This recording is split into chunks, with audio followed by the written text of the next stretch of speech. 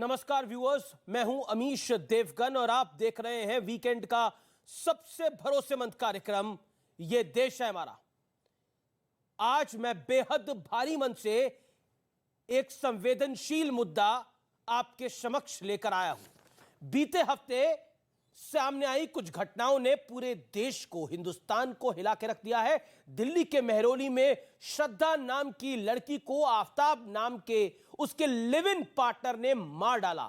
इतना ही नहीं, उस दरिंदे ने श्रद्धा के कई टुकड़े किए। इन टुकड़ों को फ्रिज में रखा और हर दिन एक दो टुकड़ों को ठिकाने लगाने लगा। 35 टुकड़े किए थे। यह एक ऐसी वारदात है जिसकी कल्पना मात्र से इंसान थर्रा जाए। आखिर ये कौन सी मानसिकता है? यह सवाल बेहद गंभीर है, क्योंकि श्रद्धा अकेली बेटी नहीं है जिसके साथ ऐसी बर्बरता हुई है। आए दिन देश के किसी ना किसी शहर में ऐसी वारदातें होती रहती हैं। लखनऊ में सुफियान नाम के लड़के ने निधि गुप्ता को चौथी मंजिल से धक्का मार डाला। दुमका में शाहरुख ने अंकिता को जिंदा जला दिया। मुंबई में इकबाल ने अपनी पत्नी रूपाली का गला रेत दिया। यह लिस्ट काफी लंबी चौड़ी है। सवाल यह है कि क्या इन हत्याओं में कोई पैटर्न है? क्योंकि केंद्रीय मंत्री गिरिराज सिंह का आरोप है कि ऐसी हत्याओं के पीछे सोची समझी लव जिहाद वाली साजिश है। दूसरी ओर सियासत का एक वर्ग ऐसा भी है जो आरोपियों को मानसिक बीमारी का एक कवर फायर देने की होड़ में लगा हुआ है। लेकिन क्या ऐसी क्रूर वारदातों पर सियासत जरूरी है? आखिर इन बेटियों को सनक वाली बलि चढ़ने से कैसे बचाया जाए? इसी पर होगी बड़े पैनल के साथ एक बड़ी चर्चा, सटीक और गंभीर चर्चा। आपका स्वागत है इस हफ्ते के ये देश है हमारा में।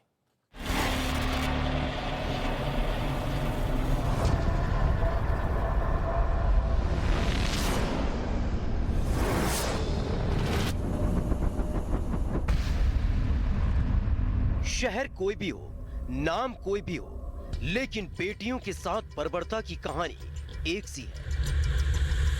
किसी को टुकड़ों में काटकर ठिकाने लगा दिया जाता है, किसी को चौथी मंजिल से फेंक दिया जाता है, तो किसी को जिंदा आग के हवाले कर दिया जाता है। आखिर ये सिलसिला रुकेगा कैसे? ये एक षड्यंत्र है, कहीं लव जिहाद के नाम पर, कहीं धर्म परिवर्तन के नाम पर। अभी अभी कोई आफ्ताब ने श्रद्धा बहन को मुंबई से लेके आया और लव जिहाद का नाम में 35 टुकड़ा टुकड़ा कर दिया। देश को मां मानने वाला एक सरकार नहीं होगा तो हर शहर में ऐसा आफ्ताब का पैदा होगा। जरा सोचिए, जिन माता पिता ने अपनी बेटियों के लिए हजारों सपने संजोए हों, जिन बेटियों ने अपने सुखद भविष्य की हजारों प्लानिंग की हो, उन्हें किस तरह नफरत और सनक का शिकार होना पड़ा। चाहे कोई इसे लव जिहाद कहे या कुछ कहे, लेकिन लड़कियां तो हमारी मर रही है। तो मैं मानता हूं कि एक घोर और जघन्य अपराध है। कानून उनको कोई नहीं करेगा, हमको ही करना पड़ेगा, समाज को उतरना पड़ेगा। एक बच्ची का नाम है श्रद्धा, जिसके 35 टुकड़े कर दिए गए। आजकल बेटियां ये समझती हैं कि मेरे वाला ऐसा नहीं होगा। मैं ये नहीं कह रहा कि बदला लीजिए, पर इतना जरूर कह रहा हूं, अपने बच्चों को इतने संस्कार दीजिए कि वो ये न कहें कि मेरे वाला वैसा नहीं है। सवाल ये है कि समाज में फैल चुकी इस बीमारी का क्या इलाज है? क्योंकि एक तबका ऐसा भी है जो इस तरह के जघन्य अपराध को भी कवर फायर देने की कोशिश करता है। वो दिमागी बीमार आदमी है, उसे फांसी की सजा नहीं मिलना चाहिए। फांसी की सजा बहुत आसान चीज होती है। यहाँ पे नफरत फैलाने के नाम पे लड़कियों का कत्ल कर दिया गया, 35 टुकड़े कर दिए गए, और आप मुझे बोल रही हैं कि मैं नफरत फैलाने बैठी हूँ। सामान्य घटना है, सामान्य क्राइम है। अरे वो मेंटली डिरेल्ड है, मेंटली डिरेल्ड है तो लगातार ऐसे केसेस होंगे। घर में आग लगी हो तो सबसे पहले खुद अपनी मदद के लिए उठना होता है। यानी बेटियों को बचाना है तो समाज को एकजुट होना होगा। लेकिन क्या निजी स्वार्थ, धर्म, संप्रदाय के ऊपर उठकर देश का हर तबका एक हो पाएगा? क्या वाकई इसमें संप्रदाय से ऊपर उठकर सबको एक होने की जरूरत है? मेरे साथ बातचीत करने के लिए आज जुड़ रहे हैं अश्विनी उपाध्याय, सुप्रीम कोर्ट के जाने माने वकील, उनका अभिनंदन है। सुबुई खान सामाजिक कार्यकर्ता हैं, आचार्य विवेक विराट हिंदू धर्म गुरु हैं, मेरे साथ शदाब चौहान है, नेता पीस पार्टी के, उनका अभिनंदन है। शोएब जमई है, डॉक्टर शोएब जमई, उनका अभिनंदन है, अध्यक्ष इंडियन मुस्लिम फाउंडेशन के। और मेरे साथ मौलाना साजिद रशीदी है, मुस्लिम चिंतक, उनका अभिनंदन है। और मेरी एक तरफ एलन राव है, पूर्व डीसीपी दिल्ली पुलिस के, और मेरे साथ वेद भूषण है, पूर्व एसीपी दिल्ली पुलिस के। आप दोनों का भी अभिनंदन है और जनता जनार्दन है, आपका भी स्वागत है इस चर्चा में। लेकिन आज का विषय स्वागत करने योग्य नहीं है। आज का विषय जब हम डिस्कस करते हैं तो रूह कांप जाती है। आज का विषय जब हम डिस्कस करते हैं तो आत्मा झन्ना जाती है। आज का विषय जब हम डिस्कस करते हैं तो मन में बहुत बुरे ख्याल आते हैं। लेकिन इस चर्चा को शुरू करने से पहले मैं आपके पास आता हूं राव साहब, और आपसे जानना चाहता हूं 30 सेकंड के अंदर, राव साहब, ऐसा आपने पहले कभी देखा है? मेरी 37 इयर्स की दिल्ली पुलिस की इन्वेस्टिगेशन की सारी सर्विसेज है और 8 साल से मैं वकालत कर रहा हूं। मैंने इतना जघन्य अपराध मैंने नहीं देखा अपनी ज़िंदगी में, और इतना भयावह तरीके से किसी को मार देना, और वो भी अपनी प्रेमिका को मारना, कितना बड़ा उसने कठोर काम किया है। ये ऐसा अपराध मैंने अपनी ज़िंदगी में कभी नहीं देखा। जी वेद प्रकाश जी।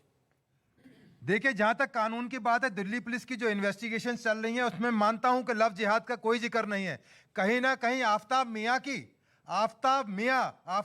की जहनियत में क्या चल रहा था? क्या तन को धड़ से जुदा करने की नियत थी? ठीक है, कानून में इस चीज की कोई धारा नहीं है, कोई प्रोविजन नहीं है, पर कहीं ना कहीं मेंसरिया एक वर्ड होता है जो पढ़ाया जाता है पुलिस में, और जो लीगल वर्ल्ड के लोग हैं जानते हैं, वकील साहब जानते हैं, मेंसरिया कहीं ना कहीं से कोई रिएक्ट कर रहा था, जिस वजह से इतना जघन्य अपराध किया गया। क्योंकि इस तरह के अपराध करने के लिए केवल शिक्षा नहीं, कहीं ना कहीं उसकी बैकग्राउंड जिम्मेदार है, और तमाम समाज को सोचना चाहिए, चाहे वो हिंदू है चाहे मुस्लिम है, उनको तमाम की जिम्मेदारी है कि जो जहन के अंदर जो मेंसरिया है वो कहां से डेवलप होता है, कैसे डेवलप होता है, इसकी जरूर विवेचना की जानी चाहिए। इसलिए मैं तमाम पैनल से रिक्वेस्ट करता हूं कि खुल के अपने विचार रखें। इसमें ठीक है, कानून दिल्ली पुलिस इन्वेस्टिगेशन कर रही है, उसमें लव जिहाद का एंगल नहीं, मैं खुद मानता हूं एज ए पुलिस ऑफिसर, पर आज समाज में बैठा हुआ हूं, आप सारे समाज से जुड़े हुए लोग हैं, पर इस पर जरूर चर्चा होनी चाहिए। और मैं आपका स्वागत करता हूं अमीश जी, आपने एक बेहतरीन सब्जेक्ट को सबके सामने ओपन किया है, जरूर इसका अच्छा रिजल्ट निकलेगा, मैसेज जाएगा,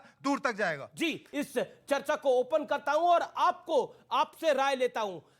शुरुआत सुबुई खान आपसे करता हूं इस पैनल में। एक आप महिला हैं, क्या कहना चाहती हैं, विचार क्या है? अमीश, मैं एक महिला होने के नाते ही इस विषय पर अपनी भावनाएं या अपनी ओपिनियन व्यक्त करना चाहती हूँ।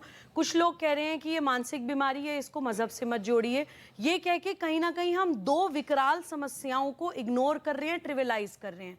जो लोग कहते हैं कि लव जिहाद होता ही नहीं है, या अपराध को या साइकोपैथी को आप किसी चीज से मत जोड़िए, वो कहीं ना कहीं इनवैलिडेट कर रहे हैं निकिता जैसी लड़कियों को, अंजना तिवारी जैसी लड़कियों को, तारा सहदेव जैसी लड़कियों को, अंकिता जैसी लड़कियों को, जिन्होंने एक्चुअली लव जिहाद भोगा है। लव जिहाद डेफिनेटली होता है अमीश, उसको कोई डिनाई नहीं कर सकता है, उसका एक पैटर्न है। अगर हम सारे केसेस का एक डेटा निकालें तो एक पैटर्न है जो लव जिहाद से निकल के आता है। मैं पर्सनली उस पे काम कर रही हूँ। 7 चेहरे बदल के लव जिहाद पे हिंदू लड़कियों को फंसाया जाता है, मारा जाता है, धर्म परिवर्तन कराया जाता है।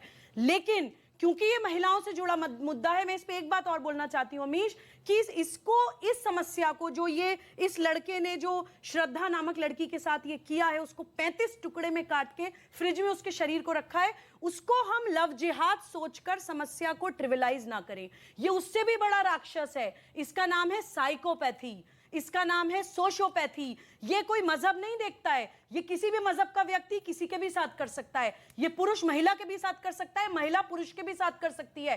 कोविड से भी बड़ा पैंडेमिक है साइकोपैथी अमीश, हमें इसको समझना पड़ेगा, इसका पैटर्न क्या होता है। क्यों? देखिए, ये 35 टुकड़े करने तक की जो हिम्मत जुटी होगी, उसके पीछे एक बहुत बड़ी अब्यूज की साइकिल होगी। उस लड़की को गाली भी दी गई होगी, उसको चांटा भी मारा गया होगा, उसको मारा भी गया होगा, उसको बहुत जगह अब्यूज किया गया होगा। क्यों लड़कियां या लड़के उस इमोशनल एंड साइकोलॉजिकल अब्यूज को बर्दाश्त करते हैं, इस पे भी आज बात करने का समय है। क्योंकि अगर हमने इस पैंडेमिक को नहीं रोका तो इस तरह की घटनाएं आम हो जाएंगी।